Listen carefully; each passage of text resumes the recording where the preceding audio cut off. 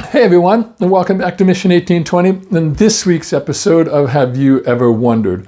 If you're just joining us, we have been in a new series called Books of the Bible, where we are giving introductions into each book of the Bible in just 5 minutes or less.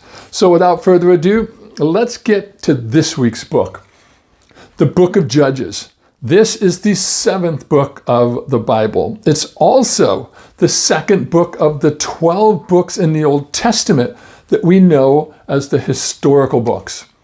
Now, the book is a biblical account of the history of Israel, from the death of Joshua to the birth of the prophet Samuel. Now, the book depicts the covenantal relationship between God and the Israelites, who often rebelled against God and did what they thought was right in their own eyes. This we now know as moral relativism.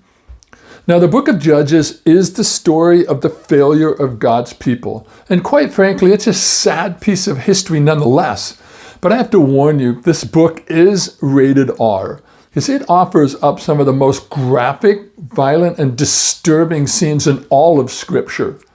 And because of this, God, he raised up judges, or what we call deliverers, in order to deliver the people from the oppression of the Canaanites. But unfortunately, they soon fell back into moral corruption as well as bad leadership. This book, it stands in stark contrast to the book of Joshua, because in Joshua, we see an obedient people conquering the land through trust and the power of God. However, in the book of Judges, we see disobedient and idolatrous people who are being repeatedly oppressed by their enemies. Now, the author of the book is not known. However, Jewish tradition contained in the Talmud attribute the book's author to Samuel. This could be true, since we do see a crucial link between the period of the Judges and the period of the Kings. Now, the location of the book of Judges takes place in Canaan, which is later called Israel. It was also written about 1080 CBC to about 1004 BC. Now, the book of Judges can be divided into 3 main sections. The first is being the deterioration of Israel. Now, this is found in chapters 1 through 3.